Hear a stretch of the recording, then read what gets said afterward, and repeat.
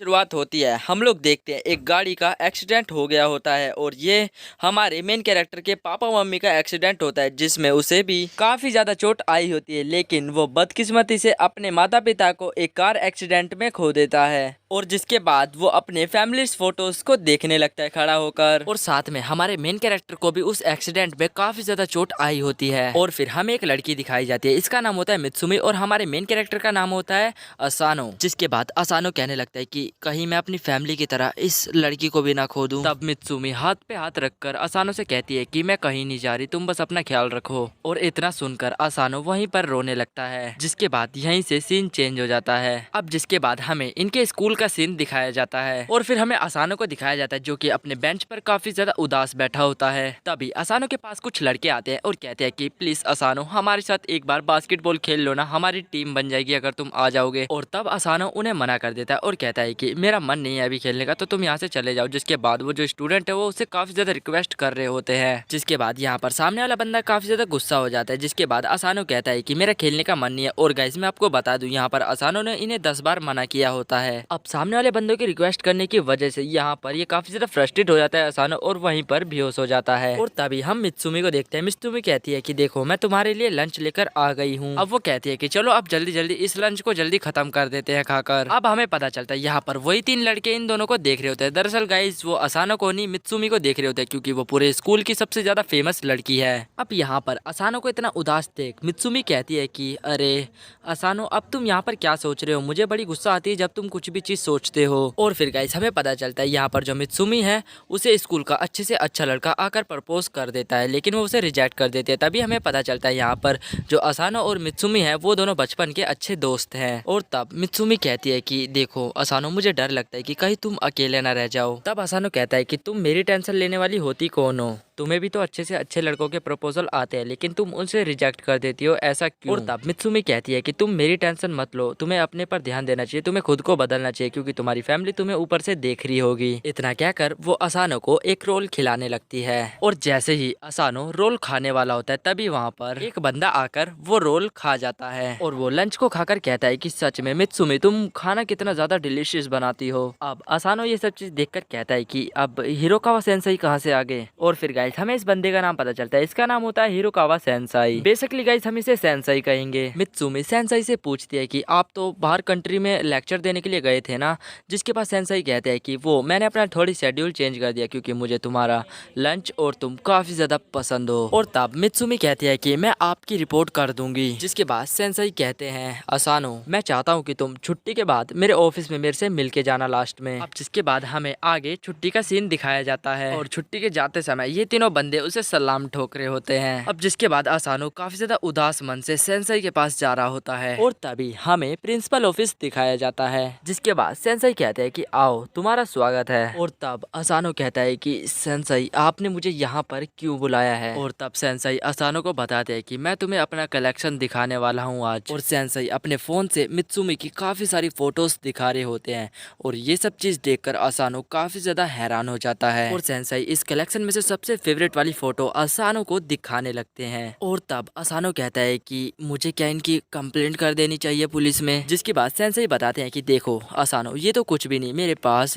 मित्सुमी की बचपन की भी काफी सारी फोटोज पड़ी हैं। ये सब चीज सुनकर असानो वहीं पर शॉक्ड रह जाता है और कहता है कि एक सेकंड यार, मतलब एक टीचर के पास स्टूडेंट्स की बचपन की फोटोज कैसे हो सकती हैं। अब सेंसाई कहते हैं कि अब इतनी सुंदर लड़की है तो उसकी किसी न किसी को तो हिफाजत करनी होगी, मैं मित्सुमी पे बचपन से ही नजर रखे हुआ हूँ। अब सेंसाई बताते हैं कि कल इस लड़के ने मित्सुमी को प्रपोज किया था और मैंने इसे अच्छे तरीके से समझा दिया है। इसका नाम है टानाकाका जो कि एक 3rd ईयर का बच्चा है। और असानो क्या तुम्हें पता है कि जब मैंने इसे समझाया तो इसने मुझसे क्या कहा कि इसने कहा कि मतलब मैं मित्सुमी के आसपास बिल्कुल नहीं घूमूंगा। वैसे मैंने तुम्हें मित्सुमी के काफी करीब आते हुए देखा है तो मैंने सोचा क्यों ना तुम्हें भी समझाया जाए। ये सब चीज सुनकर असानो काफी ज्यादा डर जाता है और कुछ ही पल में सेंसाई असानो की गर्दन पर एक चाकू रख देते हैं और जिससे असानो काफी ज्यादा कंफ्यूज हो जाता है। तभी सेंसाई कहते हैं कि तुम इसे पर्सनली मत लेना और ये मैं अपनी सिस्टर के लिए कर रहा हूँ। और तभी हम यहाँ पर एक व्हाइट ड्रेस में लड़की को देखते हैं जो कि काफी ज्यादा सुंदर दिख रही होती है और कुछ ही पल में वहाँ पर रोशनी आने लगती है और फिर हमें पता चलता है असानो सेंसई के बगल से गायब हो चुका होता है। अब यहाँ पर असानो को टेलीपोर्ट कर दिया जाता है, लेकिन असानो की यहाँ पर आंख जैसे ही खुलती है तभी वो अपनी आंखों के सामने देखता है कि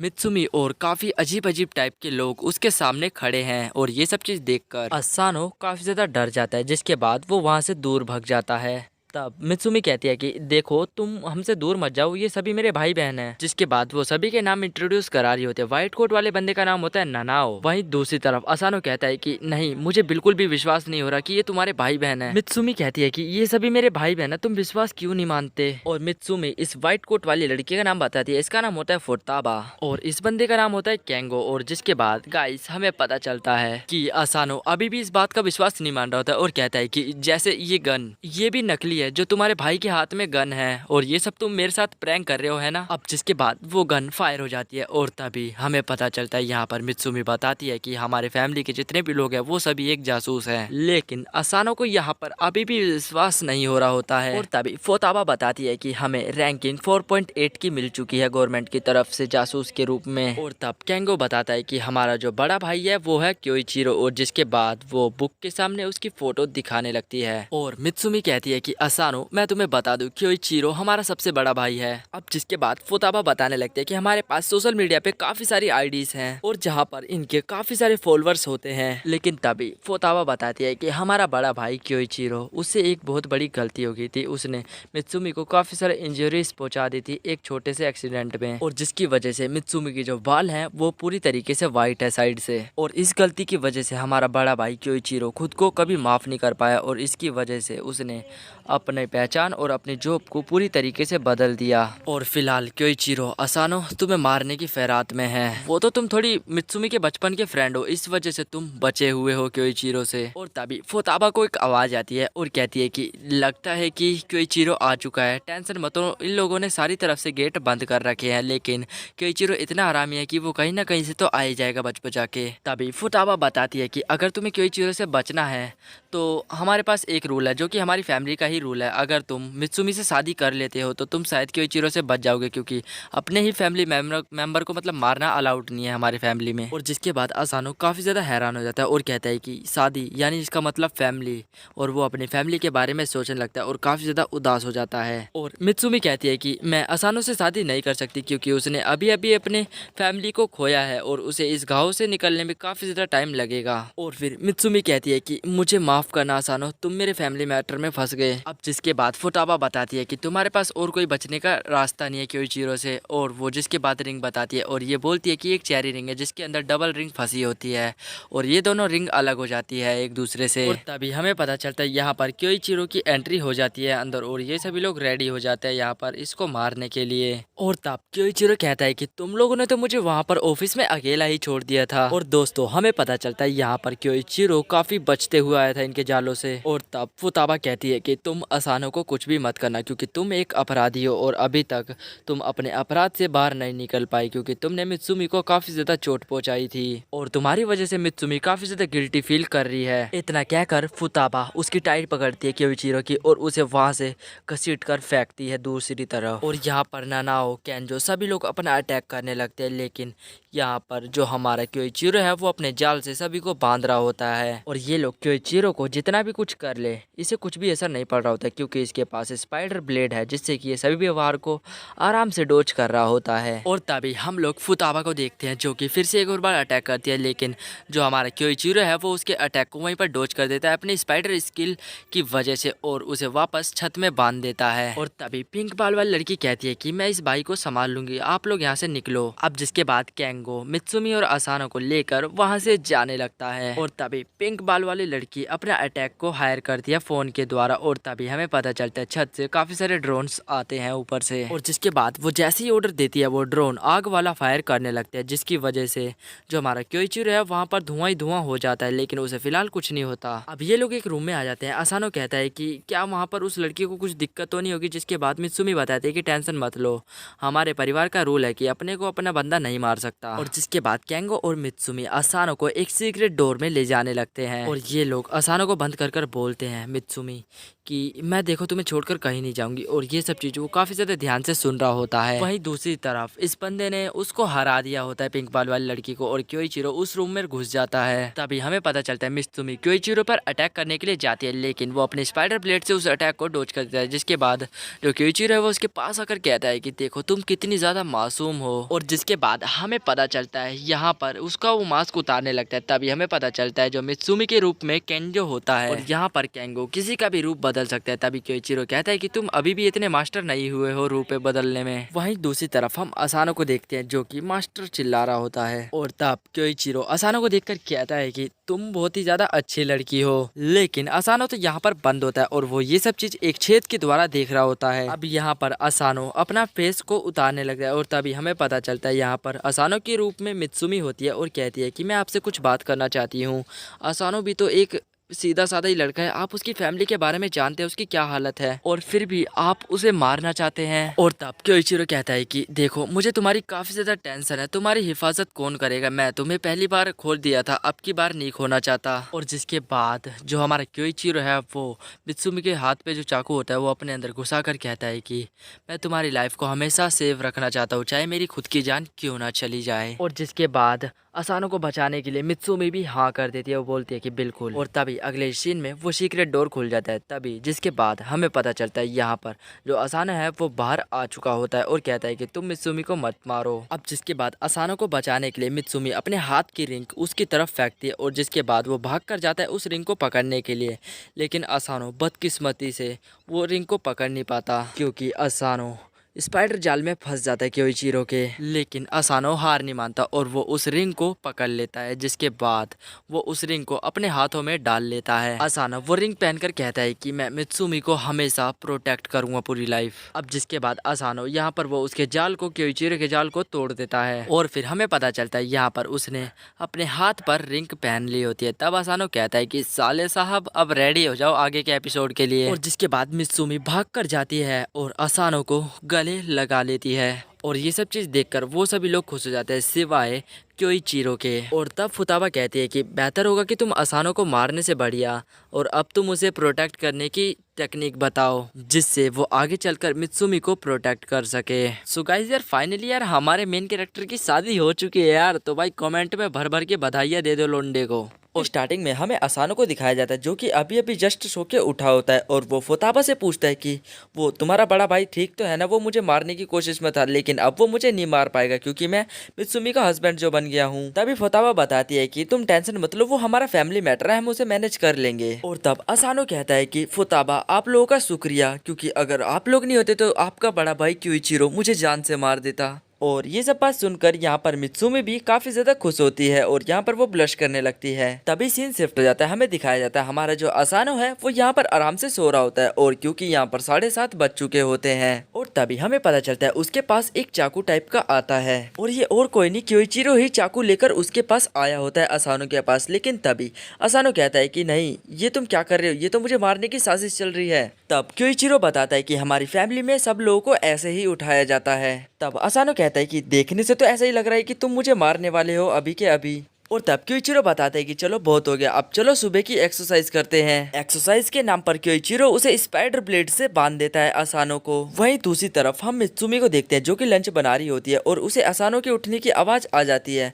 और वो कहती है कि लगता है कि असानो उठ गया, चलो मुझे उसके रूम में जाकर एक बार चेक करना चाहिए। और जिसके बाद जैसे ही वो रूम के अंदर एंटर करती है लंच लेकर, तभी उसे पता चलता है कि क्योइचिरो ने उसे तार से लपेट रखा है पूरी तरीके से। और तब मित्सुमी पूछती है कि ब्रदर ये क्या चल रहा है, जिसके बाद क्योइचिरो बताता है कि देखो सिस्टर ये हमारा एक्सरसाइज चल रही है। लेकिन यहाँ पर मित्सुमी काफी ज्यादा गुस्सा कर रही होती है। तभी क्योइचिरो कहता है कि अच्छा ठीक है बाबा अभी उतारता हूँ मैं उसे, जिसके बाद वो असानो को वहां से उतार देता है स्पाइडर ब्लेड से। अब क्योइचिरो जो है वो उन लोगों को दूसरे फ्लोर से लेकर कूद जाता है, और तब हमें पता चलता है इनके घर में टाइम बम लगा होता है, जिसकी वजह से इनका घर पूरी तरीके से वहां पर फट जाता है, और फाइनली ये लोग यहाँ से बचकर निकल जाते हैं। और तब क्योइचिरो बताता है कि ये सब हमारे लिए सिर्फ मामूली सी बात है, ये तो हमारा डेली का काम है। और फिर हमें पता चलता है यहाँ पर असानो का मेन काम है मित्सुमी को प्रोटेक्ट करना। क्योइचिरो असानो से कह रहा होता है कि मैं बाकी की बातें तुम्हारे साथ गाड़ी में बैठकर करूंगा। और तब मित्सुमी हाथ देते हुए कहती है कि चलो अब जल्दी, हमें स्कूल के लिए लेट हो जाएगा। अब जिसके बाद सीन चेंज हो जाता है, आगे हमें इनकी कार का सीन दिखाया जाता है। अब क्योइचिरो असानो को बता रहा होता है कि हमारे ही एक दुश्मन ने हमारे घर के अंदर एक बम फिट करा हुआ है, और जो कि अभी तुमने देखा कि वो ब्लास्ट कैसे हुआ था बम, और इन सब चीजों के बारे में हमें पहले से ही पता चल जाता है, वो भी इस सोशल मीडिया के जरिए। अब क्योइचिरो का जो दुश्मन है वो बताता है कि अब मैं 2 जगह और बम फिट करने वाला हूँ, तो बच के रहना। जिसके बाद असानो कहता है कि यानी इसका मतलब तुम्हारे दुश्मन तुम्हें मैसेज भी करते हैं। क्योइचिरो कहता है कि हाँ बिल्कुल, बस तुम्हें मित्सुमी को प्रोटेक्ट करना है अब, क्योंकि ये हमारी फैमिली की 10th हेड होने वाली है। रुको असानो, तुम्हें ऐसे समझ नहीं आएगा, मैं तुम्हें पूरी डिटेल में समझाता हूँ। देखो असानो, हमारी योजाकुरा फैमिली में 10th हेड वही बनता है जिसके पास कोई भी मैजिक एबिलिटी नहीं रहती, और उसमें से हमारी एक है मित्सुमी। और अभी कुल मिला के कहा जाए तो जिसके पास मैजिक एबिलिटी नहीं रहती, उसका बच्चा, होने वाला बच्चा जो होता है वो काफी ज्यादा तेज होता है और अलग अलग पावर्स रहती है उसमें। और वही सेम चीज हमारी योजाकुरा फैमिली यानी मित्सुमी के अंदर है, जो कि हमारी 10th हेड बनने वाली है, और इसीलिए हमें इसे प्रोटेक्ट करना होगा। और हमारी इस फैमिली में सिर्फ एक बंदे के पास ही मैजिक एबिलिटी नहीं होती, और बाकी के जितने भी फैमिली मेंबर्स हैं वो उस बिना मैजिक एबिलिटी वाले बंदे को प्रोटेक्ट करते हैं। तो आई होप कि असानो तुम्हें समझ आ ही गया होगा। लेकिन मुझे इस बात का दुख है कि मेरी सिस्टर ने किस चोमू से शादी कर ली, और जिसके बाद वो यहाँ पर काफी ज्यादा उदास हो जाता है। और तब हमें पता चलता है यहाँ पर जो क्योइचिरो है वो चाय को अपने आगे सर्व करने लगता है, और तभी इनकी गाड़ी के पीछे मित्सुमी के काफी सारे दुश्मन आ जाते हैं और उस गाड़ी पर फायर करने लगते हैं। लेकिन टेंशन लेने वाली कोई बात नहीं है, इनकी गाड़ी जो है वो काफी ज्यादा लग्जरियस है और बुलेट प्रूफ है। अब यहाँ पर असानो तो काफी ज्यादा डर जाता है, लेकिन पीछे जितने भी गुंडे होते हैं वो धड़ाधड़ उसकी कार पर फायरिंग करे जा रहे होते हैं। क्योइचिरो कहता है कि अरे टेंशन लेने वाली कोई बात नहीं, हमारी गाड़ी बुलेट प्रूफ है। और तब हम देखते हैं गाड़ी का ड्राइवर गाड़ी को 180 की स्पीड पर भगा रहा होता है काफी तेजी से, और गंदी तरीके से यहाँ पर ड्रिफ्ट मार रहा होता है, गाड़ियों से बचकर जा रहा होता है। अब जिसके बाद पीछे जितने भी गुंडे होते हैं वो सभी काफी गंदी तरीके वाली फायरिंग कर रहे होते हैं, तोप के गोले भाई, मतलब हर एक चीज, ग्रेनेड वगैरह सब कर रहे होते हैं, लेकिन उनकी गाड़ी पर कुछ भी असर नहीं हो रहा होता है। तभी हल्की सी चाय उसकी गिर जाती है क्योइचिरो की, और क्योइचिरो ड्राइवर से कहता है कि अरे तुम थोड़ी गाड़ी स्मूथली चलाओ ना, मेरी चाय गिर रही है। और मित्सुमी कहती है कि असानो तुम टेंशन मत लो, ये काम तो हमारा डेली का है। गाइस जरा यार ड्राइवर पे भी तो नजर मार लो, इनका फैमिली डॉग। गाइस इसके पैर पहुंच रहे होंगे गिर तक, पूछना जरा कमेंट सेक्शन में। लेकिन तभी हमें पता चलता है यहाँ पर एक तोप का गोला रेडी हो जाता है, तभी इनका ड्राइवर काफी तेजी दिखाता है और गाड़ी को वहां से ड्रिफ्ट मरवा देता है, और जिससे ये लोग बच जाते हैं। अब जिसके बाद हमें पता चलता है क्योइचिरो की हल्की सी चाय गिर जाती है, और वो कहता है कि अब मुझे बाहर जाकर देखना ही होगा, ये लोग साले चाय भी नहीं पीने देते आराम से बैठकर, पता नहीं क्यों। और तभी हमें पता चलता है क्योइचिरो गाड़ी के ऊपर आ जाता है, लेकिन तभी यहाँ पर जितने भी गुंडे होते हैं ये अपनी धड़ाधड़ फायरिंग करने लगते हैं, और एक बंदा तो तोप ही चला रहा होता है, लेकिन हमारा जो क्योइचिरो है वो अपनी स्पाइडर ब्लेड की मदद से इन सभी के वार को डिसलोकेट कर रहा होता है। और क्योइचिरो जो है वो अपनी स्पाइडर ब्लेड की मदद से उसकी गाड़ियों को काफी गंदी तरीके से तोड़ देता है, और वो गाड़ी वहीं पर ब्लास्ट हो जाती है, जिसकी वजह से इसके दुश्मन वहीं पर जाते हैं। अब जिसके बाद ये गाड़ी के अंदर वापस आ जाता है, और क्योइचिरो कहता है कि देखा तुम्हें कैसे प्रोटेक्ट करना है मित्सुमी को,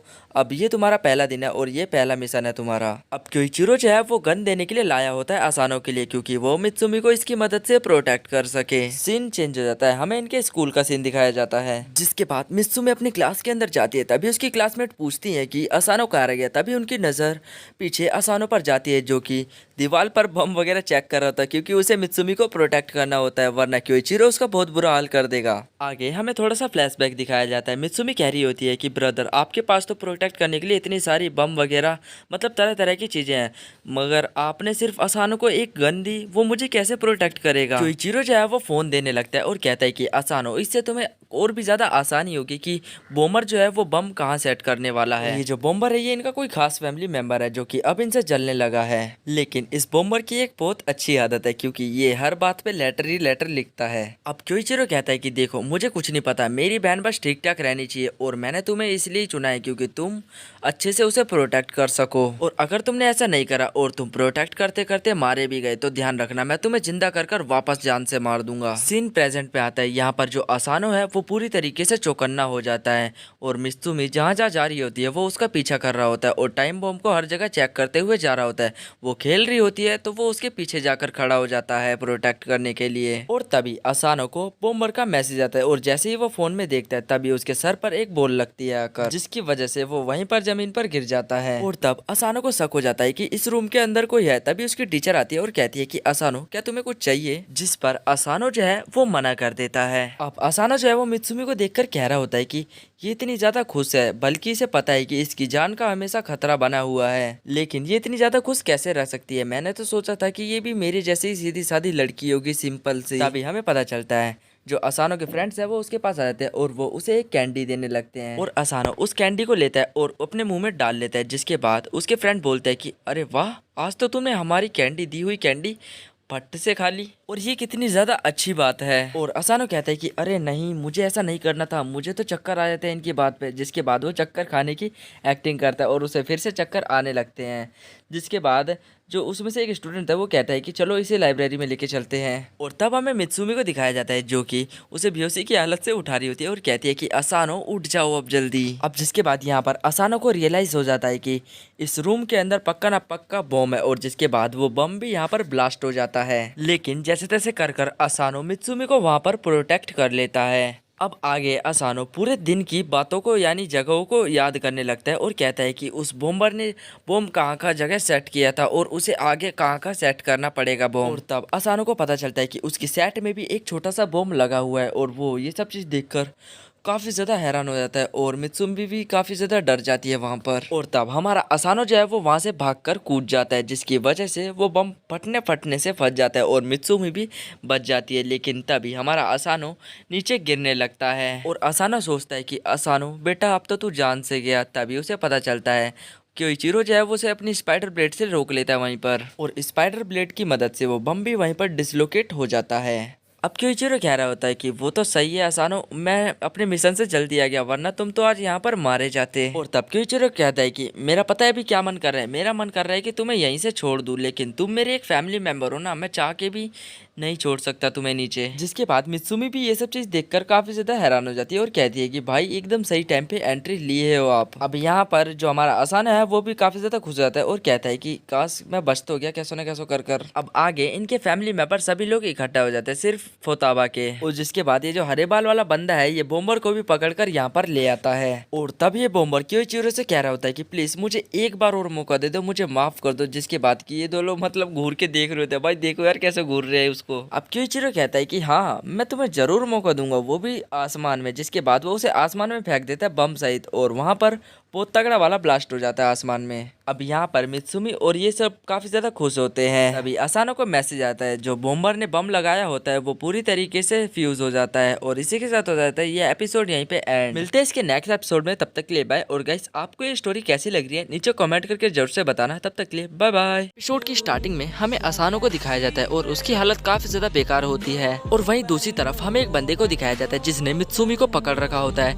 और वो असानो से कह रहा होता है कि असानो तुम्हारे पे लानत है, तुम एक लड़की को नहीं बचा सकते। लेकिन तभी असानो नींद से उठ जाता है और हमें पता चलता है ये सब एक सपना होता है। अब असानो कहता है कि क्या मैं कोई सपना देख रहा था यार, मेरे साथ ये ऐसा क्यों होता है। और जिसके बाद असानो कहता है कि इन दिनों मेरे साथ काफी सारे एडवेंचर हुए और वो सभी बातें वो याद करने लगता है। और अब असानो जैसे ही अपने बिस्तर से उतर रहा होता है तभी उसका पैर उस बिल्ली पर पड़ जाता है मित्सुमी की, जिसकी वजह से वो जो बिल्ली है वो असानो को बाइट कर लेती है। और असानो इतनी तेज से चिल्लाता है सभी जितने भी लोग खाना खा रहे होते हैं उनका ध्यान भटक जाता है और वहीं दूसरी तरफ मित्सुमी भी उसी की आवाज सुन रही होती है। नेक्स्ट सीन में हम लोग देख रहे होते हैं यहाँ पर मित्सुमी आ जाती है असानो के पास और वो उसको पट्टी करने लगती है जहाँ पर उसकी बिल्ली ने काटा था उसे। और मित्सुमी कहती है कि मुझे माफ कर देना, मैंने ही अपनी बिल्ली को तुम्हारी देखभाल करने के लिए भेजा था क्योंकि मुझे शक था कि जो हमारे बड़े भैया कोइचिरो हैं वो तुम्हें कुछ नुकसान ना पहुंचा दें। और तब असानो कहता है कि हाँ तुम्हारी बात सही है, तुम्हारे भाई पर यानी कोइचिरो पर भरोसा करने लायक नहीं है। अब मित्सुमी अपनी बिल्ली को गोद में बैठाकर उसे सहलाने लगती है। तभी हमारा जो असानो है वो कहता है है कि तुम इसे ऐसे मत छेड़ो वरना ये तुम्हें काट लेगा। जिसके बाद मित्सुमी बताती है कि मैं इस फैमिली की हेड हूँ और मेरी बिल्ली मुझे कभी नहीं काट सकती। लेकिन वो जो बिल्ली है वो असानो को देखकर काफी ज्यादा गुस्से में होती है और वो उसी की तरफ देखे जा रही होती है जैसे मान लो वो उसे काटने वाली हो। सीन शिफ्ट होता है, हमें दिखाया जाता है असानो जो है वो फुताबा के पास आया होता है और कहता है कि प्लीज फुताबा तुम मुझे स्ट्रॉन्ग बना दो ना। और तब फुताबा कहती है कि हम तुम्हें धीरे धीरे ट्रेन करेंगे, इतनी जल्दी कुछ भी नहीं होगा। इतना सुनकर असानो कहता है कि अगर मैं स्ट्रॉन्ग नहीं बन पाया तो मित्सुमी को मैं कैसे प्रोटेक्ट करूंगा, और मित्सुमी ने मुझे अपना हस्बैंड इसलिए चुना है ताकि मैं उसे जिंदगी भर प्रोटेक्ट कर सकूं। लेकिन असानो यहाँ पर अभी काफी ज्यादा सोच में डूबा होता है। लेकिन तभी फुतावा जो है वो असानो को उठा कर फेंकने लगती है बास्केटबॉल की तरह। और फुतावा बताती है कि जब मैं 6 साल की थी तभी मुझे मेरे मिशन पर भेज दिया गया था और हमारी योजाकुरा फैमिली में एक खासियत है, और खासियत ये है कि हमारे घर में जो भी बच्चा पैदा होता है उसमें कोई ना कोई टैलेंट होता है और तुम तो फिर भी अभी बच्चे हो, तो मानो या ना मानो असानो तुम्हें सीखने में काफी ज्यादा टाइम लगने वाला है। और फिर फुताबा उसे कुर्सी पर बैठा देती है और कहती है कि तुम्हें अपने इमोशंस पर कंट्रोल रखना चाहिए और तुम्हें ऐसे जल्दी में कोई भी फैसला नहीं ले सकते, हम तुम्हें धीरे धीरे ट्रेन करेंगे। तब फुताबा बताती है कि तुम्हारे लिए एक ट्रेनिंग आई हुई है जिसका नाम है ऑल आउट ट्रेनिंग, क्या तुम सीखना चाहोगे? तब असानो कहते हैं कि क्या तुम सीरियसली बोल रहे हो, मैं जरूर सीखूंगा। फुतावा बताती है कि देख लो इसकी कुछ कंडीशंस हैं और कंडीशन मैं तुम्हें जब बताऊंगी जब तुम्हारी ट्रेनिंग स्टार्ट होगी, और तुम्हारी ट्रेनिंग आज से 1 महीने बाद स्टार्ट होने वाली है, तब तक के लिए तुम कुछ और चीज सीखो। और फुतावा बताती है कि ये ट्रेनिंग सीखने के लिए तुम्हें हमारे घर पर 1 महीने के लिए रहना होगा। असानो कहता है कि क्या बस इतनी सी बात, मैं तो पूरा साल रह लूंगा इस ट्रेनिंग के लिए। और तभी हम देखते हैं असानो वहाँ से जाने लगता है, लेकिन तभी वो एक गड्ढे में गिर जाता है, यानी वो होल होता है और हमें पता चलता है उस होल के नीचे काफी सारी नुकीली कीलें लगी होती हैं। फुताबा कहती है कि सॉरी असानो, मैं तुम्हें बताना भूल गई, हमारा जो घर है वो किसी मिशन से कम नहीं है, तो तुम थोड़ा देख के रहना। और तुम्हें शायद पता भी नहीं होगा कि हमारा घर किन किन चीज़ों से घिरा हुआ है और तुमने यहाँ तक सोची भी नहीं होगी हमारे घर के बारे में, और ये घर किसी ट्रेनिंग से कम नहीं है। जिसके बाद हमें अगले दिन का सीन दिखाया जाता है। यहाँ पर असानो बड़े ही मजे से सो रहा होता है। अब जिसके बाद असानो के कमरे में अलार्म लगा होता है और वो अलार्म ना बंद करने की वजह से वहीं पर फट जाता है। तभी हमें पता चलता है यहाँ पर असानो जो है वो जैसे तैसे कर अपनी जान बचाकर वहाँ से भाग जाता है। और जैसे ही असानो अपने रूम के बाहर आता है तभी उसके ऊपर से एक ब्लास्ट होता है और बेचारा असानो जैसे तैसे कर अपने डाइनिंग टेबल पर पहुंच जाता है खाना खाने के लिए। लेकिन बेचारा असानो वहाँ पर पूरा सीख जाता है और मित्सुमी उसके जो धूल मट्टी लगी होती है उसको पोंछ रही होती है। और मित्सुमी कहती है कि असानो, मुझसे तुम्हारी ऐसी हालत देखी नहीं जा रही और मुझे तो ये डर लगा रहता है कि कहीं तुम इन सभी के बीच में मर ना जाओ कहीं। और तब पीछे से केंगो कहता है कि तो फिर अंतिम संस्कार की तैयारी करे क्या। बट यहाँ पर मित्सुमी को गुस्सा आ जाता है और वो केंगो को वहीं पर फोड़ डालती है और फिर असानो एक बाइट उठाकर खाने लगता है। लेकिन तभी और असानो मित्सुमी से पूछता है कि क्या तुम अपने घर में कैसे लेते हो, इतने ज्यादा फायर विकेट्स हैं इसमें। और तब सियोन बताती है कि ये जाल मित्सुमी के लिए एक्टिवेट नहीं होते और शायद तुम्हें ये बात पता नहीं होगी कि ये जितने भी जाल हमने बिछा रखे हैं ये सब एक कंप्यूटर के द्वारा कंट्रोल किए जाते हैं और ये योजाकुरा फैमिली का रिवाज है। और जिसके बाद हमें पता चलता है वहाँ पर असानो को खाना खाने की वजह से पेट में काफी ज्यादा दर्द हो रहा होता है। तब उसे फुताबा बताती है कि हमने हर बंदे के खाने में थोड़ा थोड़ा जहर मिला रखा है सिवाय मित्सुमी के। और ये सब बात सुनकर असानो वहाँ पर डर जाता है थोड़ा बहुत। और फुताबा बताती है कि ऐसा हमने इसलिए करा है ताकि तुम पूरी तरीके से स्ट्रॉन्ग बन जाओ। और तब वो टॉयलेट की तरफ भागता है असानो, लेकिन उसका लॉक काफी ज्यादा हाई लेवल का होता है। और जिसके बाद सियोन असानो को बताती है कि उसका पासवर्ड ऐसे नहीं खुलेगा, उसका पासवर्ड हर मिनट में चेंज होते रहता है। लेकिन तभी मित्सुमी उसकी मदद करने के लिए खड़ी हो जाती है। तब फुताबा कहती है कि नहीं तुम रुक जाओ, तुम्हें नहीं जाना चाहिए वहाँ पर, क्योंकि उसे भी थोड़ा खुद करने दो कुछ। अब कुछ ऐसे ही बीत रहे होते हैं हमारे असानो के दिन। अगले सीन में हम लोगों को पता चलता है यहाँ पर सबके अपने अपने स्टाइल होते हैं सुबह उठकर क्लॉक को बंद करने के लिए। लेकिन असानो आज फिर से देर से उठा जिसकी वजह से उसका क्लॉक वहीं पर फट गया। और तब हम देखते हैं इनका खाना खाने का तरीका भी थोड़ा अजीब होता है और फ्रिज से सामान निकालने का अजीब तरीका होता है क्योंकि इनके फ्रिज में लेजर सेंसर लगे होते हैं। लेकिन असानो जैसे ही फ्रिज पे टच करता है उसका हाथ लेजर सेंसर पे टच हो जाता है और वो फ्रिज उसके ऊपर फायर ही फायर करने लगता है और वो यहाँ से बाल बाल बचकर भाग जाता है। अब आगे हमें दिखाया जाता है यहाँ पर असानो अपनी शूटिंग की प्रैक्टिस कर रहा होता है यानी गन शूट की। अब असानो जैसे ही फायर करता है और गन का प्रेशर इतना ज्यादा तेज होता है हमारा असानो दूर जाकर गिरता है और इस ट्रेनिंग का नाम होता है मार्कमैनशिप। और आगे हमें दिखाया जाता है ये लोग फिर से ट्रेनर के लिए बैठ जाते हैं, लेकिन हमें पता चलता है आज भी असानो के खाने में पॉइजन मिला दिया जाता है और इस एबिलिटी का नाम है अनेट्रिक्स एबिलिटी। और जिसके बाद हमें पता चलता है यहाँ पर असानो अपने बाथरूम में नहाने के लिए आ जाता है। अब आगे जैसे ही वो शावर को ऑन करता है वो शावर काफी तेजी से बरसने लगता है और इस ट्रेनिंग का नाम होता है एक्यूरेसी। अगले दिन हमें असानो के स्कूल का सीन दिखाया जाता है। असानो काफी लेजी सा बैठा होता है, तभी उसके फ्रेंड्स पूछते हैं कि असानो क्या तुम ठीक हो पूरी तरीके से। और तब असानो कहता है कि हाँ मैं बिल्कुल ठीक हूँ। और गाइस रियलिटी तो ये है कि असानो ने 30 किलो की टी शर्ट पहन रखी होती है, जिसकी वजह से उसका हाल कुछ ऐसा हो रहा होता है बेंच पर। अगले सीन में हमें मित्सुमी को दिखाया जाता है जो कि पढ़ते पढ़ते सो रही होती है, जिसको देखकर असानो कहता है कि ये मेरे लिए इतनी ज़्यादा मेहनत कर रही है तो मुझे भी इसके लिए कुछ करना चाहिए। और तब असानो अपनी गन शूटिंग की प्रैक्टिस के लिए रात में ही निकल जाता है और असानो यहाँ पर 4-5 राउंड फायर करता है, लेकिन उसका जो निशाना है वो अभी भी चूक रहा होता है क्योंकि वो रिमोट काफ़ी ज़्यादा छोटा होता है सामने वाला। और असानो कहता है कि जब तक मैं इस रिमोट पर फायर नहीं करूँगा तब तक टीवी चालू नहीं होगा, तो मुझे यहाँ पर कुछ करना होगा। और तभी हमें पता चलता है वहाँ पर मित्सुमी आ जाती है और कहती है कि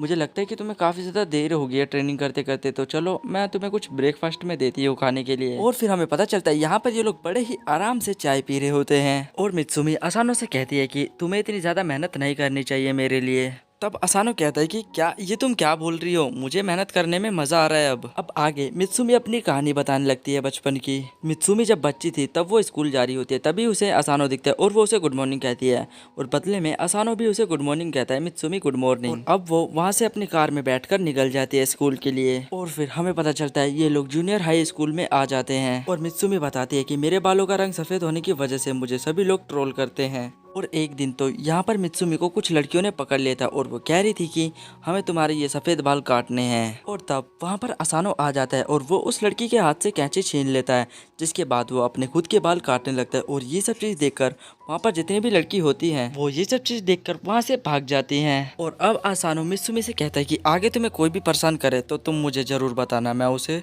धो के रख दूंगा। अब मित्सुमी ये सब चीज़ देखकर वहाँ पर शर्माने लगती है और फिर हमें पता चलता है ये सब बातें पीछे खिड़की से सियोन और शिंजो सुन लेते हैं, जिसके बाद हमें अगले दिन का सीन दिखाया जाता है। और फिर हमें पता चलता है असानो आज जल्दी उठ गया है और उसने अपनी बैल को यानी जो क्लॉक है उसको भी पूरी तरीके से रोक दिया है और वो बच बचाकर अपने रूम के बाहर आ जाता है। और फिर असानो जो है वो अपनी फिर से शूटिंग प्रैक्टिस को स्टार्ट कर देता है और जिसके बाद हमें पता चलता है आज असानो ने उस रिमोट पर फायर कर टीवी को तो ऑन कर दिया है, लेकिन वो उसे मतलब पता नहीं था कि वो चैनल को कैसे चेंज करे। और तब शिंजो कहता है कि अरे भाई तुम्हें सही बटन पर फायर करना होगा जिससे कि तुम्हारा चैनल बदल जाए। तभी हमारा जो असानो है वो कहता है कि अच्छा तो मुझे गन को रिकॉइल करना होगा शुरू से। और तभी वहीं पर शियोन आ जाती है और कहती है कि हमें असानो का डाटा परफॉर्मेंस मिल गया है और वो उसे पकड़ाने लगती है। असानो शियोन से पूछता है कि ये हमेशा शिंजो भाई इसके अंदर ही क्यों बैठे रहते हैं, जिसके बाद शियोन बताती है कि ये हमेशा ऐसे ही बैठा रहता है क्योंकि ये शर्मिला है और कामचोर भी, साथ ही में आलसी भी है। और तब शिंजो कहता है कि देखो तो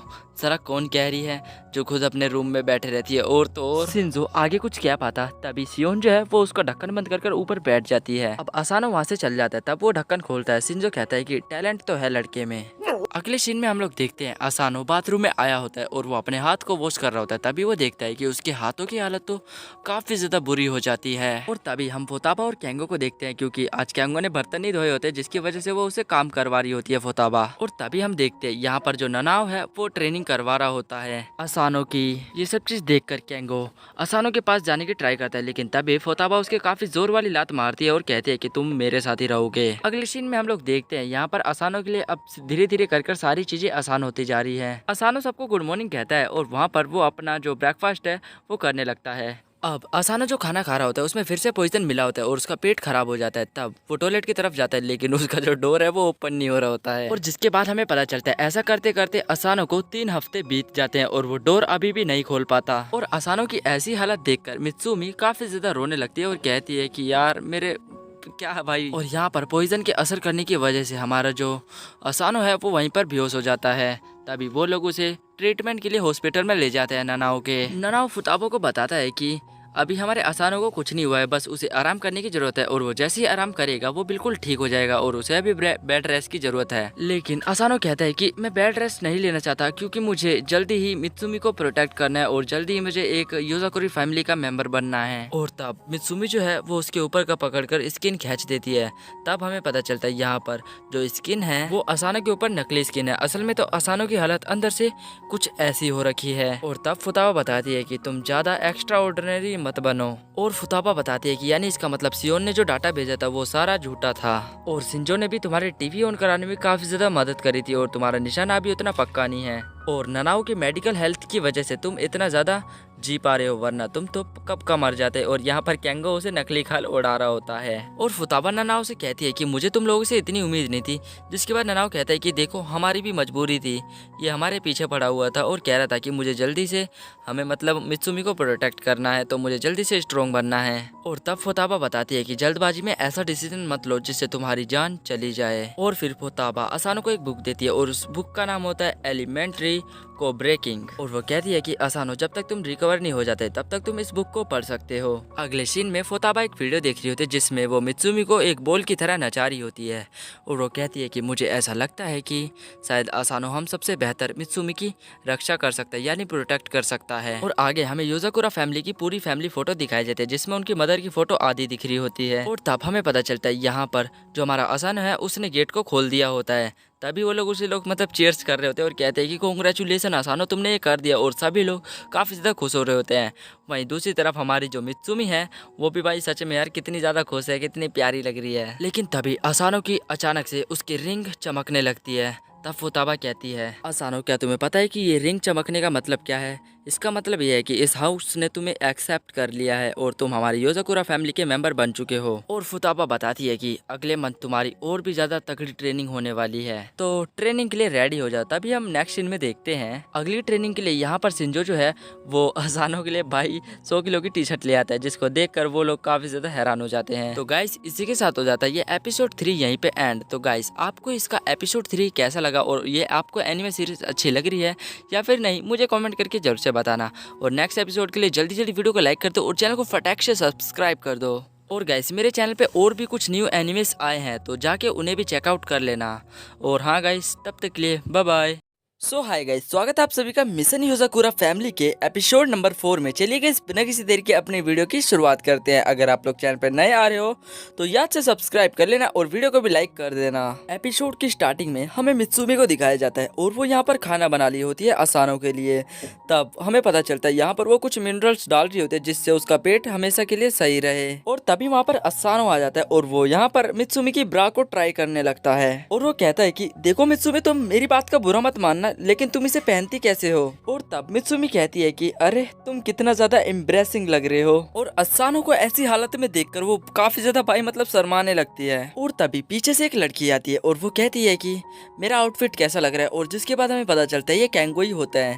तब हमारा असानो ये सब चीज देखकर हैरान रह जाता है। और जिसके बाद हम लोग देखते हैं वहाँ पर सेंजो भी आ जाता है। सेंजो देखता है कि यहाँ पर ये लोग लड़ाई कर रहे होते हैं। तब ये कहता है कि असानो तुम लोग यहाँ पर क्या कर रहे हो? और तब भाई हमें देखने के लिए कुछ ऐसा सीन मिलता है, यहाँ पर वो उसे उसकी ब्रा पहना रहे होते हैं। असानो को काफी ज्यादा दर्द हो रहा होता है और वो केंगो से कहता है कि प्लीज मेरे ऊपर फोर्स मत करो। और तब सेंजो कहता है कि अरे ये तो मैरिड कपल है यार, इतना तो चलता है इनके बीच में, और ये थोड़ा यहाँ पर शर्मीला टाइप का है तो ये यहाँ से भाग जाता है और कहता है कि मैं गलत जगह पर आ गया। जिसके बाद हम लोग क्योइचिरो को देखते हैं और वो बता रहा होता है कि मैं आज मिशन पर जा रहा हूँ। और केंगो कहता है कि मैं अपने मिशन पर जा रहा हूँ तो मित्सुमी मैं तुम्हारी केस लेना चाहता हूँ। जिसके बाद हमें पता चलता है यहाँ पर केंगो की हालत मित्सुमी ने मार मार कर कुछ ऐसी कर दी होती है। सीन शिफ्ट हो जाता है, हमें दिखाया जाता है यहाँ पर सेंजो और असानो जा रहे होते हैं। तभी सेंजो कहता है कि मैं आज एक मिशन पर जाने वाला हूँ। असानो कहता है कि क्या ये मिशन कोई हार्ड लेवल का है? जिसके बाद सेंजो कहता है कि नहीं यार ये कुछ ऐसा वैसा मिशन नहीं है, बस ये आसान मिशन है, मैं जल्दी आ जाऊंगा। असानो सेंजो की तरफ देखता है और मन ही मन कहता है कि सेंजो कितना बढ़िया बंदा है यार, इसने इतने मतलब मुश्किल मिशन को इतना आसान तरीके से मुझे बताया कि भाई मतलब यार इसका मिशन तो हार्ड है लेकिन ये बंदा फिर भी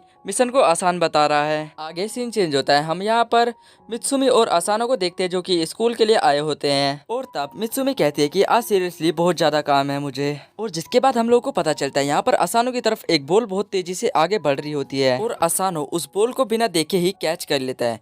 तभी वहाँ पर जितने भी बंदे रहते हैं वो असानो की इस पावर को देखकर बहुत ही ज्यादा हैरान हो जाते हैं। और तब मित्सुमी कहती है कि आप हमारे साथ रह रहकर बहुत ज्यादा स्ट्रॉन्ग बन चुके हैं असानो। और उसमें से एक प्लेयर बोलता है कि असानो क्या तुम हमारी टीम को ज्वाइन करना चाहते हो? बट असानो उनकी बात का कोई भी रिप्लाई नहीं देता और वहाँ से निकल जाता है। आगे हम सभी को पता चलता है यहाँ पर असानो मित्सुमी के हाथ से रोल को खा रहा होता है। और फिर मित्सुमी कहती है कि असानो क्या तुम मेरा एक पेपर वर्क का काम करवा दोगे? और तब असानो कहता है कि हाँ क्यों नहीं, मैं करवा दूंगा। लेकिन मनी मन असानो कहता है कि अब पता नहीं ये कौन सा काम करवाने वाली है मेरे से। अब सीन चेंज होता है, हम लोग देखते हैं मित्सुमी यहाँ पर पेपर वर्क करने के लिए आ जाती है। तब हमें पता चलता है वो युज़ाकुरा फैमिली का पेपर वर्क होता है और यहाँ पर इसके जितने भी भाई बहन होते हैं वो सभी लोग अपनी अपनी डिटेल्स इन पेपर में देते हैं, किसने कहाँ पर कितने पैसे खर्च किए। यही सब काम होता है मित्सुमी का और वो सिर्फ यही काम कर सकती है क्योंकि जो फैमिली का हेड होता है वही ये काम कर सकता है। और तब असानो कहता है कि इसने एक रोल के चक्कर में इसने मेरे से इतना ज्यादा काम करवा लिया। और सच में यार पेपर से ही इनका पूरा कमरा भरा हुआ होता है। और तब मित्सुमी बताती है कि यहाँ पर कोइचिरो सबने अपनी डिटेल्स दे दी है सिवाय कैंगो के। कैंगो ने अपनी डिटेल्स नहीं दी है, तो चलो हमें उसके पास उसकी डिटेल लेने के लिए जाना होगा। आगे हम लोग देखते हैं ये लोग कैंगो के पास आते हैं। कैंगो अंदर से कहता है कि गेट को मत खोलना, यहाँ से चले जाओ। और वैसे भी मैं अभी बिजी हूँ, मैं गेम खेल रहा हूँ। लेकिन मित्सुमी फैमिली के हेड होने के कारण वो कहाँ मानने वाली थी, वो रूम के अंदर ही घुस जाती है बिना पूछे। तभी हमें पता चलता है यहाँ पर काफी सारे कपड़े पड़े हुए होते हैं और जिसके बाद हमें पता चलता है यहाँ पर कैंगो किसी का भी भेष बदल सकता है, तो जिसकी वजह से उसके काफी सारे कपड़े पड़े हुए होते हैं रूम में। और जिसके बाद मित्सुमी कहती है कि कैंगो तुम कहाँ छुपे हो, जल्दी आओ क्योंकि तुमने अभी तक अपनी डिटेल जमा नहीं कराई है मुझे। और तब कैंगो कहता है कि अरे छोड़ो ना, डिटेल में क्या रखा हुआ है, मैं वैसे भी नहीं देने वाला तुम लोगों को डिटेल। जिसके बाद असानो उस कपड़े के ढेर में अपना हाथ डालता है, तभी उसे एक ग्रेनेड मिलता है और जिसके बाद वो कहता है कि कैंगो ये तुम्हारे पास ग्रेनेड क्या कर रहा है यहाँ पर। और जिसके बाद कैंगो भाई यहाँ पर आ जाता है उछल कर। तभी हमें पता चलता है कैंगो ने कोई सा भी कपड़ा नहीं पहना होता है। और तब मित्सुमी कहती है कि देखो मैं तुम्हारी छोटी बहन हूँ, तब भी तुम्हें बिल्कुल भी असर नहीं पड़ रहा है कि तुम पूरे तरीके से नंगे हो और तुम्हें थोड़ी सी भी शर्म नहीं आ रही। और गाइस हमें पता चलता है यहाँ पर जो असानो है वो काफी ज्यादा शर्मा रहा होता है उसे देखकर। कैंगो कहता है कि अच्छा अब तो मैं तुम्हें बहुत बुरा लग रहा हूँ, जब तुम छोटी थी तो तुम मेरा हाथ पकड़ पकड़ कर जाती थी, कहीं पर भी जाती थी। और वहीं असानो काफी ज्यादा गुस्सा कर रहा होता है और कहता है कि अगर ये तुम्हारा भाई नहीं होता तो मैं पक्का इसे लपेट देता। और जिसके बाद कैंगो वहां से भाग कर जाता है। तभी असानो के बगल से वो निकलता है, जिसके बाद हमें पता चलता है वो अपना भेष चेंज कर लेता है और वो मित्सुमी के रूप में कन्वर्ट हो जाता है। और असानो ये सब चीज देखकर वहीं पर सरप्राइज हो जाता है। और तब मित्सुमी असानो के पास आती है और कहती है कि चलो कोई नहीं, हम उसे बाद में पकड़ लेंगे। और वैसे भी हमने इस घर के बाहर काफी सारे ट्रैप्स बिछा रखे हैं, तो कैंगो उसे तोड़कर नहीं जा सकता। और जिसके बाद हमें दिखाया जाता है इनके घर में चारों तरफ से दीवार खड़ी हो जाती है ऊंची ऊंची, ताकि कैंगो वहां से ना भाग पाए बिल्कुल भी। और दूसरी तरफ ये दुश्मन से बचने के लिए काफी ज्यादा परफेक्ट है। और वहीं दूसरी तरफ हमें शिंजो को दिखाया जाता है जो कि अपने मिशन पे आया होता है और ये बताता है कि यहाँ पर नकली नोट छापे जा रहे हैं और शिंजो को सैंपल के तौर पर वही नकली नोट को ले जाना रहता है ताकि वो सभी लोग पता लगा सके कि इन सभी चीजों के पीछे किस बंदे का हाथ है। वहीं दूसरी तरफ हमें दिखाया जाता है यहाँ पर कंपनी काफी सारी डुप्लीकेट्स नोट्स को छाप रही होती है, लेकिन यहाँ पर जो सिक्योरिटी है वो काफी ज्यादा हाई लेवल की है, तो शिंजो को बच के जाना होगा। और फिर हमें पता चलता है यहाँ पर शिंजो एक नकली नोट को उठाता है जिसको वो बड़ी ही ध्यान से देख रहा होता है। और तभी वहाँ पर हमें पता चलता है वहाँ पर कंपनी वालों ने अलार्म सेट कर रखा होता है, जिसकी वजह से वहाँ पर शिंजो अब काफी तरीके से बुरी तरीके से फंस जाता है और कहता है कि मैं किस ट्रैप में फंस गया। और शिंजो बताता है कि मैं बदकिस्मती से अपने सभी वेपन्स को घर पर ही भूल आया। अब सीन चेंज होकर मित्सुमी और असानो पर जाता है। ये दोनों कह रहे होते हैं कि आखिरकार कैंजो कौन से कोने में छुप गया जाकर, और यहाँ पर ये सभी रूम्स को स्कैन कर रहे होते हैं ताकि कैंगो उन्हें जल्द से जल्द मिल सके। और फिर हमें पता चलता है वो दोनों जगह जगह जाकर स्कैन कर रहे होते हैं, कहीं कैंगो यहाँ नहीं छुपा वहाँ नहीं छुपा, भाई मतलब हर एक चीज को छान लेते हैं। जिसके बाद वो लोग लास्ट रूम में जाते हैं और तब वहाँ पर उसे काफी सारी पेंटिंग्स दिखती है। तब वो कहते हैं कि नहीं नहीं यार कैंगो यहाँ पर किस लिए आएगा। जिसके बाद वो आखिरी बार कोइचिरो के रूम में जाने की कोशिश करते हैं, लेकिन उससे पहले ये गलती से सियोन के रूम में आ जाते हैं। लेकिन सियोन यहाँ पर भाई कुछ अपनी अलग ही प्रैक्टिस कर रही होती है, जिसको देखकर सियोन काफी ज्यादा डर जाती है और गिर जाती है वहीं पर। आगे ये लोग कोइचिरो के रूम के अंदर जाने वाली होते हैं, तभी मित्सुमी कहती है कि नहीं नहीं यार वो इस रूम में किस लिए आएगा। जिसके बाद भाई कोइचिरो का रूम तो भाई पूरा मित्सुमी से भरा हुआ है, लेकिन असानो ये सब चीज देखकर थोड़ी बैड फील कर रहा होता है। उसका रिएक्शन कुछ ऐसा ही रहता है और मित्सुमी कहती है कि चलो असानो हमें यहाँ से चलना चाहिए, वो यहाँ पर नहीं होगा कहीं और होगा। अब जिसके बाद हमें पता चलता है ये लोग हर एक पेंटिंग को अच्छे से छानबीन कर रहे होते हैं। तभी हमें पता चलता है वहाँ पर फुताबा, सियोन और ननाओ सभी लोग आ जाते हैं और कहते हैं कि क्या तुम कैंगो को खोज रहे हो। जिसके बाद मित्सुमी कहती है कि हाँ हम लोग उसे ही खोज रहे हैं क्योंकि उसने अभी तक अपनी फाइल जमा नहीं कराई। और जिसके बाद हमें पता चलता है सियोन अपनी पावर की मदद से कैंगो को खोजने में सफल हो जाती है और हमें पता चलता है कैंगो एक पेंटिंग के अंदर छुपा होता है। असानो देखकर कहता है कि ये हमारे पीछे था, हमने अभी तक इसे नोटिस नहीं कर पाए। जिसके बाद वो कैंगो जो है वो वहाँ से भी निकल जाता है और कैंगो कहता है कि चाहे तुम जो कुछ भी कर लो मैं नहीं आने वाला तुम्हारे हाथ। और तब असानो पीछे भागते हुए कहता है कि अरे साले साहब कहाँ जा रहे हो, रुकिए तो जरा। और जिसके बाद हमें पता चलता है असानो के ऊपर जाते जाते कैंगो ने पेंटिंग फेंक कर मार दी होती है और बोलो उसे साले साहब। अब असानो कहता है कि यार कुछ भी कहो पेंटिंग बहुत जोर की लगी मुझे। असानो बताता है कि कैंगो उस होल से भाग कर गया है। जिसके बाद मित्सुमी कहती है कि उसने इस पेंटिंग के पीछे भी होल बना रखा है, मुझे ये पता नहीं था। अब मैं उसे नहीं छोड़ने वाली। और अब मित्सुमी को पता चल गया था कि केंगो उनके ऐसे हाथ आने वाला नहीं है, जिसकी वजह से वो अपने घर के सारे बैरिकेटिंग को हटा देती है। और जिसके बाद मित्सुमी असानो को लेकर केंगो के रूम के पास आ जाती है। और जैसे ही मित्सुमी कमरे के अंदर घुसती है, वो असानो के हाथ में हथकड़ी पहना देती है और कहती है कि केंगो तुम अब फंस चुके हो, तो बताओ जल्दी तुमने भाई मतलब कहाँ छुपा रखा है असानो को। और तब असानो कहता है कि ये तुम क्या बकवास कर रही हो, मैं तुम्हारा वाला असानो हूँ। जिसके बाद वो रिंग दिखाती है मित्सुमी और कहती है कि ये रिंग तुम्हारे हाथ में नहीं है, यानी इसका मतलब तुम केंगो हो। और मुझे अच्छे से पता है कि तुमने असानो को कहाँ छुपा रखा है। जब मैं वहाँ से आ रही थी तब तुमने भाई मतलब हमारे असानो को वहाँ पर बांधकर डिग्गी में बंद कर दिया और तुम खुद असानो का रूप ले लिए। और अब तुम पूरी तरीके से फंस चुके हो, तो तुम्हें अपना पेपर वर्क कंप्लीट कर मुझे सबमिट करो। और तब केंगो को अपनी मदर की बात याद आने लगती है। उसकी मदर कहती है कि केंगो तुम्हें हमेशा अपनी छोटी बहन को प्रोटेक्ट करना है। और फिर हमें यहाँ पर केंगो और मतलब जो हमारी मित्सुमी है उसका बचपन दिखाया जाता है। अब जिसके बाद यहाँ पर असानो जो है वो अपनी विग को उतार लेता है और कहता है कि मित्सुमी मुझे माफ कर देना, अब मैं अपना सब पेपर फाइल कंप्लीट कर तुम्हें जल्द से जल्द सबमिट कर दूंगा। अब नेक्स्ट सीन में हम लोग देखते हैं यहाँ पर मित्सुमी और असानो मिलकर खाना खा रहे होते हैं। और असानो कहते हैं कि सच में तुमने तो काफी ज्यादा टेस्टी खाना बनाया है, मेरे मुंह में पानी आ गया। और तब असानो घड़ी की तरफ देखकर कहता है कि अरे यार बिग ब्रदर शिंजो अभी तक अपने मिशन से आए नहीं, आज उनको बहुत ज्यादा देर लग रही है। और तभी वहाँ पर फोन बजने लगता है। तभी हमें पता चलता है ये कॉल शिंजो का होता है। असानो जैसे ही कॉल उठाता है, असानो को पता चलता है कि शिंजो बहुत जोर जोर से रो रहा होता है। और यहाँ पर वीडियो कॉल भी हो जाती है। शिंजो कहता है कि प्लीज मुझे बचा लो, मैं बहुत बुरी तरीके से फंस गया हूँ यहाँ पर, ये मिशन बहुत तगड़ा है। और शिंजो बताने लगता है कि आज मैं मिशन से आने से पहले अपनी सभी गन्स घर पे भूल गया और तुम में से किसी एक बंदे को मेरी गन्स लेके आनी होगी। मित्सुमी कहती है कि हाँ असानो जाएगा। तब शिंजो कहता है कि मैं बिना गन के कुछ भी नहीं कर सकता, क्योंकि मैं गन चलाने में ही बहुत ज्यादा माहिर हूँ। नेक्स्ट सीन में हम लोग देखते हैं यहाँ पर असानो गन्स लेकर आ जाता है। वहीं दूसरी तरफ मित्सुमी शिंजो को हौसला दे रही होती है और कहती है कि बस तुम थोड़ी देर और रुक जाओ, असानो पहुंचता ही होगा। लेकिन असानो यहाँ पर छुप छुप कर बड़ी ही शातिरता से जा रहा होता है। अब जिसके बाद हम लोग देखते हैं असानो आगे बढ़ने के लिए देखता है, तभी पीछे से एक बंदा आ जाता है उसके। और असानो को उस बंदे से थोड़ा डर लगने लगता है। लेकिन असानो उस बंदे का हाथ पकड़ता है और उसे आगे की तरफ फेंक देता है। और जिसके बाद असानो जैसे उस बंदे को मारता है, तभी उसे पता चलता है कि उसके सामने से और भी ज्यादा बंदे आ रहे होते हैं। अब असानो कहता है कि मुझे अपनी पावर का यहाँ पर इस्तेमाल करना होगा, अगर मैंने यहाँ पर पावर का इस्तेमाल नहीं करा तो मेरे पे थू है। लेकिन असानो यहाँ पर सभी बॉडीगार्ड्स को काफी गंदी तरीके से धूल चटा रहा होता है। मानो गाइस उसके आगे ये सभी बॉडीगार्ड्स टिक ही ना पा रहे हो।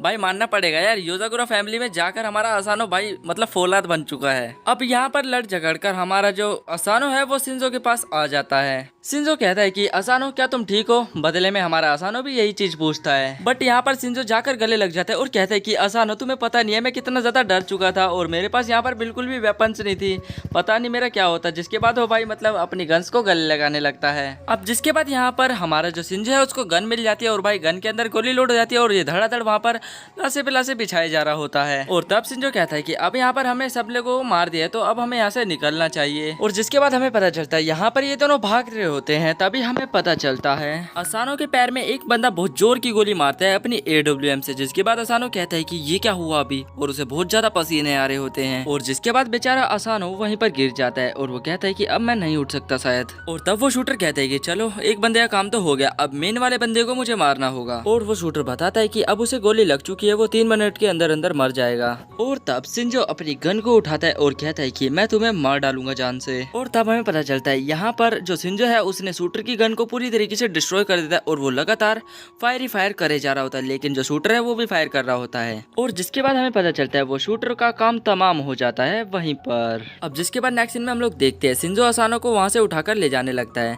तब असानो कहता है कि मिस्टर शिंजो मैं आपसे माफी मांगना चाहता हूँ, क्योंकि मैंने आपका इतना ज्यादा काम बढ़वा दिया और वैसे भी मैं कितना ज्यादा कमजोर हूँ ये तो आपको अच्छे से पता है। जिसके बाद जो हमारा शिंजो है वो कहता है कि अरे नहीं नहीं ऐसी कोई भी बात नहीं है, बल्कि तुम तो यार सच में कितने ज्यादा कमाल के लड़के हो सच में यार। अब सीन चेंज हो जाता है, हमें वही सीन दिखाया जाता है जहाँ पर ये लोग लड़ाई करके आए होते हैं। तभी वहाँ पर एक बंदा हथौड़ा लेकर घुसता है और वो बंदा एक बंदे का सर पकड़कर बोलता है कि तुम किसके लिए काम करते हो, अगर तुम नहीं बताया तो मैं तुम्हें मार दूंगा। लेकिन वो बंदा नहीं बताता, जिसके बाद वो बंदा उसका सर पे बहुत जोर जोर से वार कर रहा होता है।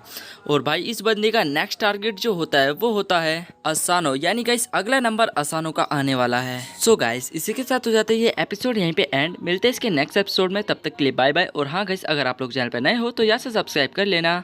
Bye bye.